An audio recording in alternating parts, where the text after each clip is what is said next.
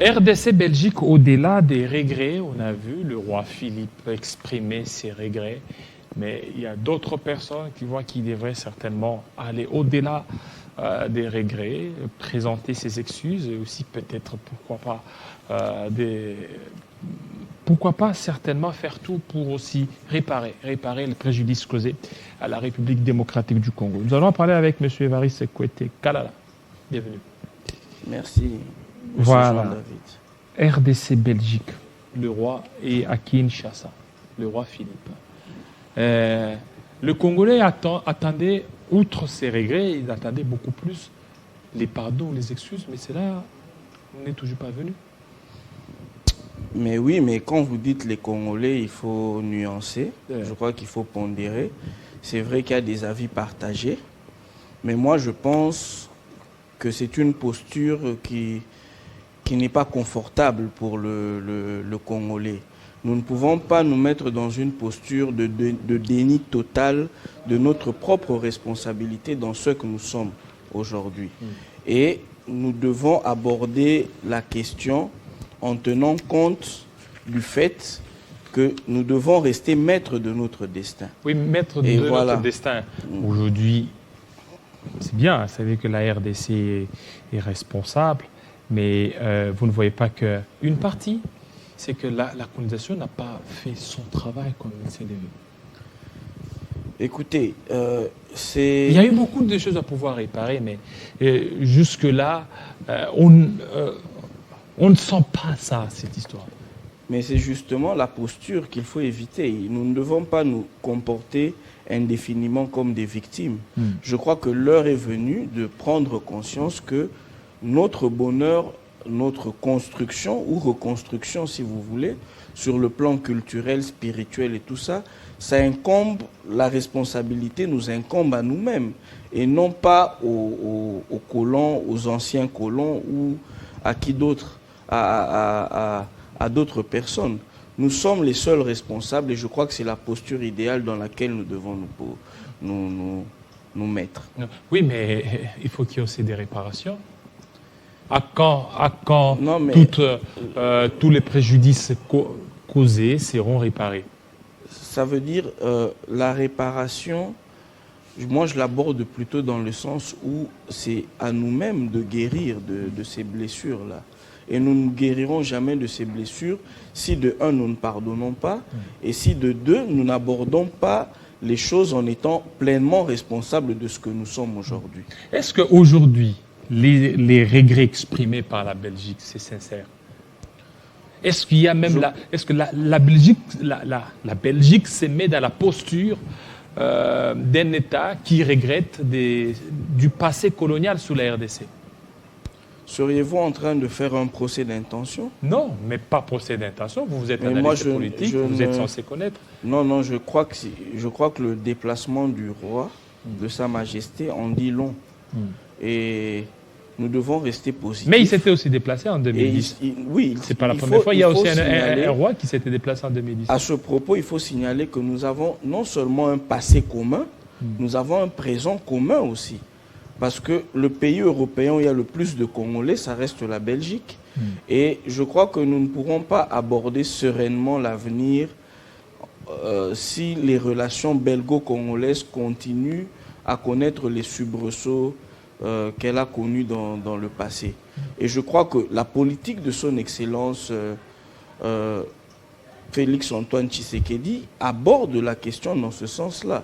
Il s'agit de faire rayonner à nouveau le pays. Et pour ce, on ne peut pas le faire sans la Belgique. Nous sommes non seulement liés historiquement, mais dans le présent aussi, nous sommes liés. Et je crois qu'on ne pourra pas aborder l'avenir sans avoir de très bonnes relations. Et je crois que c'est dans l'intérêt des deux nations. Est-ce que le déplacement du roi en République démocratique du Congo suffit à pouvoir passer, suffit à pouvoir oublier ce qui s'est passé? Écoutez, il y a une très grande nuance entre l'oubli et le pardon. Oui. C'est notre histoire, c'est notre identité. Nous avons ça en nous. Mais maintenant, est-ce qu'il faut continuer à pleurer sur ça ou il faut prendre les responsabilités qui sont les nôtres et aller de l'avant? je crois que le choix est clair et nous devons avancer. Pleurer sur notre sort ne nous apportera pas grand-chose si ce n'est d'autres malheurs. Voilà, la venue du roi en République démocratique Que nous du Congo. saluons, c'est une venue Vous saluez oui, que nous venue. saluons. Et Qu'est-ce que ça va apporter à la RDC?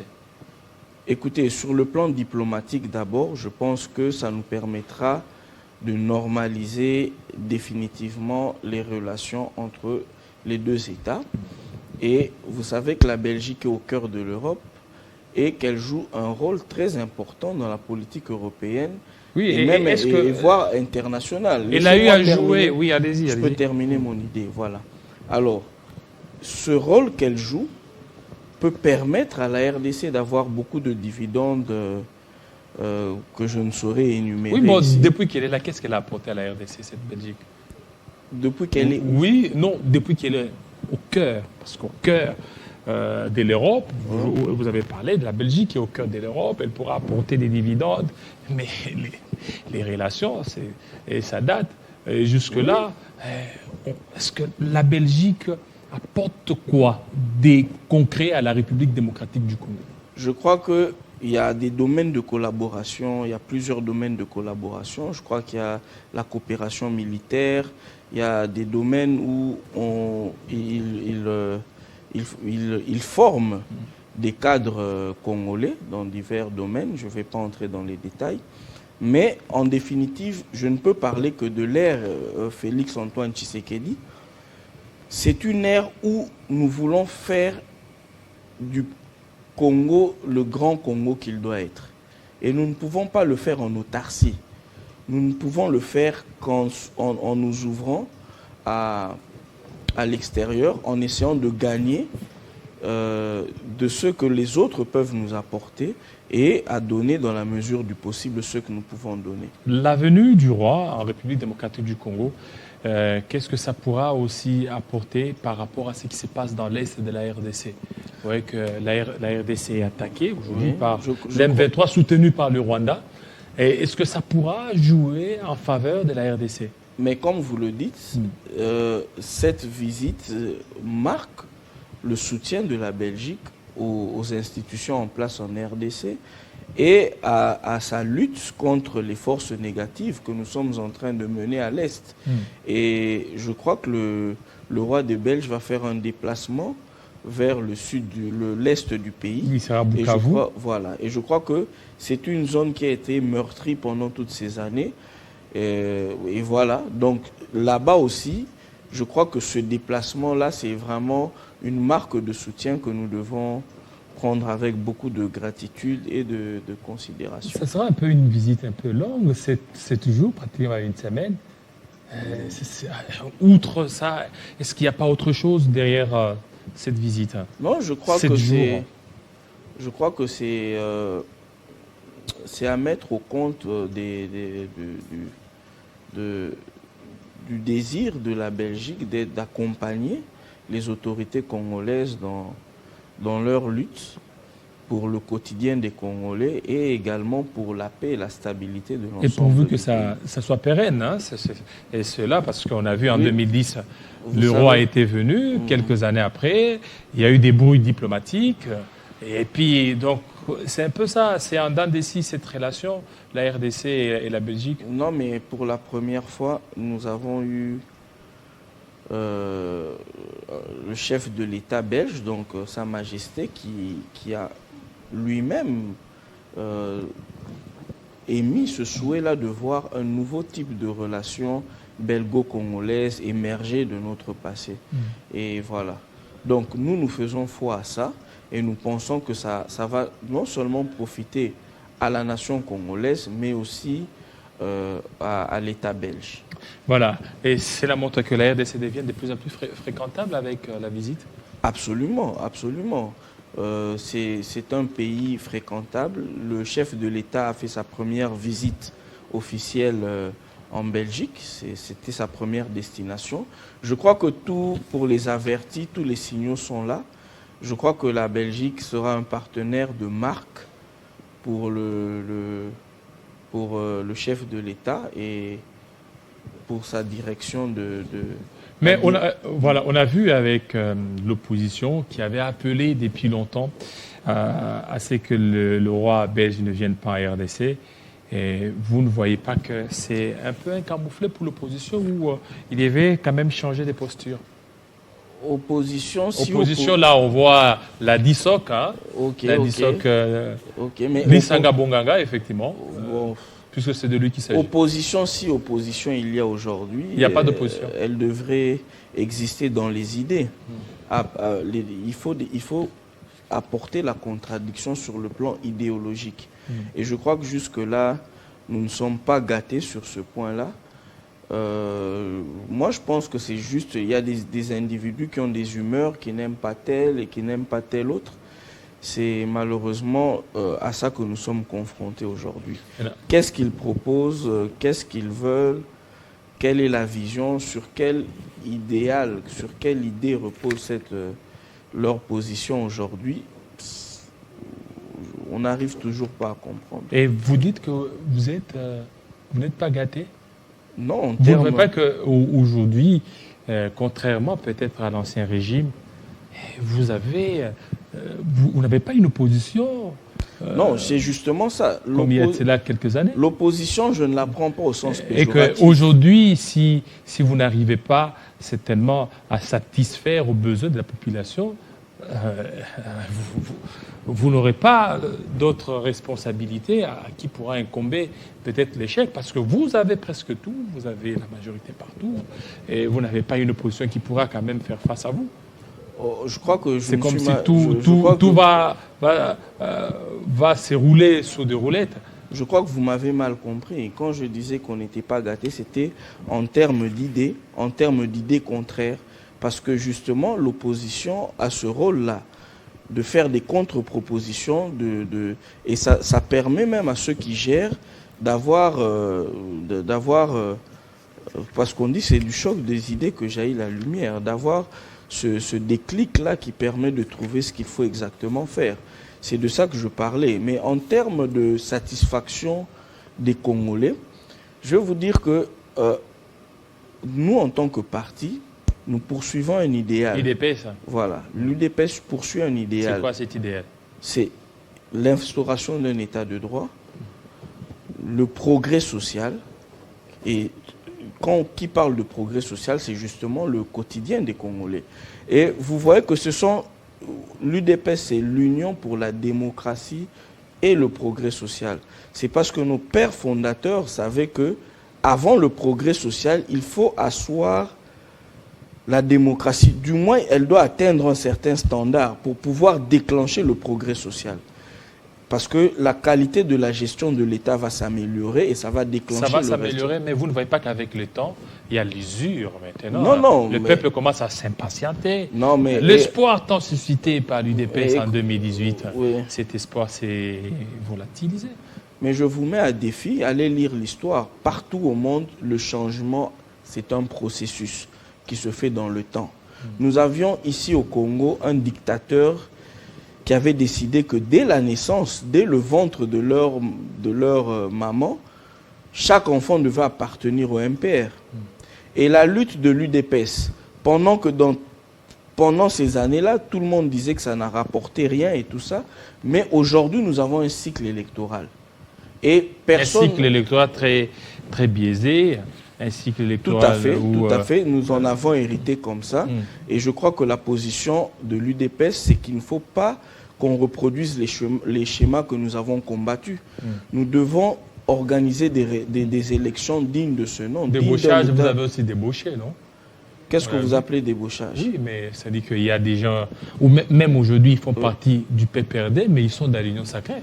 Hein? Non, au fait, on parle de débauchage. C'est ça que vous aviez combattu. Non, s'il vous plaît. Allez-y. Vous confondez le ralliement au débauchage. Le débauchage, c'est quand c'est pour des intérêts individuels, un politique rejoint un certain bord. Mais lorsque le chef de l'État, son Excellence Félix-Antoine Tshisekedi, a lancé l'Union sacrée, c'est une idée. Et chacun de son parti qui était touché par cette idée-là, qui était convaincu par le chemin tracé, s'est rallié. C'est un ralliement. Il n'y a pas eu de débauchage. Je vous mets à défi de le prouver. Et maintenant, ceux qui aujourd'hui, ils sont dans le PPRD, ils sont dans leur parti politique, mais ils appartiennent à l'Union sacrée. Ça, c'est pas un débauchage. Ce n'est pas un débauchage. C'est pas un dédoublement que vous aviez combattu. Non, ce n'est pas un dédoublement parce qu'il n'y a pas de PPRD L UDPS ou LX. Non, il n'y a pas eu de débauchage. Il y a eu un ralliement et je crois que c'est constitutionnel. Chaque individu, politique ou pas, a le droit de se rallier à l'idée de son choix, a le droit de croire, d'avoir des convictions propres. Alors, UDPS au pouvoir, vous ne voyez pas que 2023 risque de vous échapper? Non, mais ce que vous devez retenir très bien, c'est que l'UDPS, au cours de l'histoire, a subi beaucoup de choses. À un moment, on a dit que c'est un parti qui faisait passer le temps aux gens, ils ne feront rien et tout ça. Aujourd'hui, l'UDPS est au pouvoir. Ce que les gens, certaines personnes pensent de l'UDPS, ils ont le droit de le penser. Mais ça ne change pas notre nature profonde. C'est que nous sommes réellement une machine créée pour amener le Congo vers son développement, vers le progrès social. Alors, n'en déplaise à nos détracteurs, nous savons ce que nous devons faire et nous sommes focalisés vers... vous parlez du progrès social, vous ne voyez pas que c'est juste là, c'est encore un slogan? Parce que le social... Non, le progrès social, on ne l'atteindra jamais, c'est un idéal. On doit le perfectionner à chaque fois. Oui. Simplement, vous constatez qu'avec tout ce que nous avons hérité comme tard, c'est-à-dire la classe politique avec ses réflexes, ses habitudes, sa culture. Nous avons le peuple lui-même dans son ensemble, sur le plan culturel. Tout le monde veut que la ville soit propre, mais c'est tout le monde qui jette un sachet sur la route. Tout le monde veut qu'il n'y ait pas d'embouteillage, mais c'est tout le monde qui veut passer le premier. Et vous voyez avec tout ça. Et on a même... bon, je ne vais pas entrer dans les détails, c'est juste pour vous dire que nous sommes dans ce processus-là et qu'il faut, nous ne pouvons pas arrêter de croire en notre propre bonheur, sinon ça, on se complique. Alors sur 10, vous donnez combien? Au chef de l'État? Non, sur 10. À qui? La gestion de l'UDPS pendant les 3 ou 4 ans. Ok, la gestion de l'UDPS pendant les 3 ou 4 ans, il faut déjà noter que je n'ai pas les mêmes informations que le commun des mortels et je n'ai pas les mêmes indicateurs. Oui, allez-y. Voilà. Oui. Alors, non, j'en viens à cela. Et je rajoute à tout cela ceci. L'essentiel d'une stratégie, c'est qu'elle ne soit pas comprise par ceux qui sont en face. Aujourd'hui, moi je pense que la priorité de priorité, c'est la paix et la sécurité.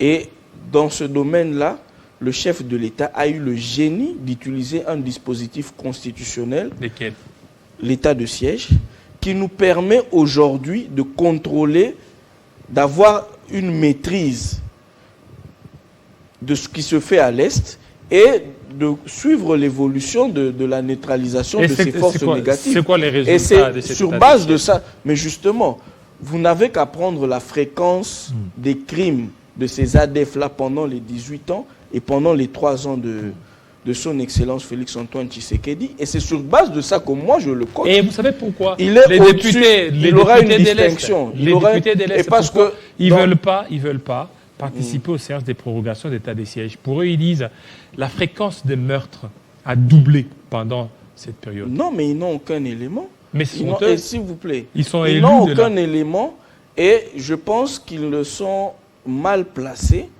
parce que, à en croire les propos du président de l'Assemblée nationale, Mbosso, il y aurait des parlementaires qui savent, qui connaissent les tenants et les aboutissants de l'insécurité à l'Est. Donc je crois que lorsqu'on ne veut pas de l'état de siège, il faut proposer une alternative. Alors sur 10, vous avez... Mais justement, sur 10, il aura une distinction. Il est au-dessus de 8 sur 10. 8 sur 10. Au-dessus, oui. Les deux là, c'est parce que la pacification n'est pas encore totale. Et je suis convaincu qu'à la prochaine évaluation, il aura 10 sur 10. Et même les sociales, aujourd'hui, les peuples mangent à sa faim. Le social, je vais vous dire, je vais vous dire les choses telles qu'elles sont. Oui.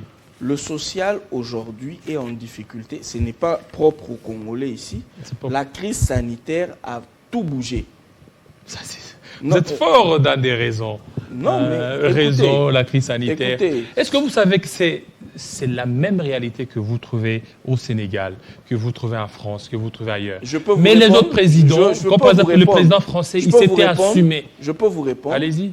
Le président sénégalais, par exemple, si vous prenez cet exemple-là, ne dirige pas un pays d'une superficie comme celle du Congo. Ça, c'est un. Il n'a pas les mêmes enjeux que les enjeux congolais, et puis il a fait un peu plus de temps que le président Félix-Antoine Tshisekedi. Mais à notre décharge, nous sommes le seul pays où le taux de change a été maîtrisé.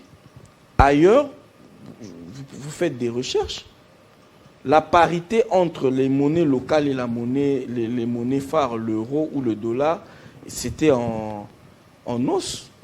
Et ici, au Congo, je pense que si c'était une autre personne qui dirigeait ce pays, je crois que la situation aurait été catastrophique. Voilà, bon, merci, ça c'est vous. Donc, mais bien, on comprend. C'est moi, mais vous avez 8, c'est nous. Vous avez 8 sur 10. Voilà. Ça, c'est vous qui l'avez. C'est nous, mais c'est basé sur des faits objectifs. Il y a les gens qui nous suivent. Ça ne sert à rien de manger ici si demain, il y a une armée qui va entrer jusqu'à Kinshasa. Merci beaucoup. Voilà. Monsieur Évariste Kwete Kalala. C'est moi qui vous remercie, Monsieur Jean-David, et j'espère que ce n'est pas la dernière invitation. Effectivement, vous serez les bienvenus dans nos différentes émissions. On va parler cette fois-ci de la loi électorale avec Tony Kelende. Tout de suite.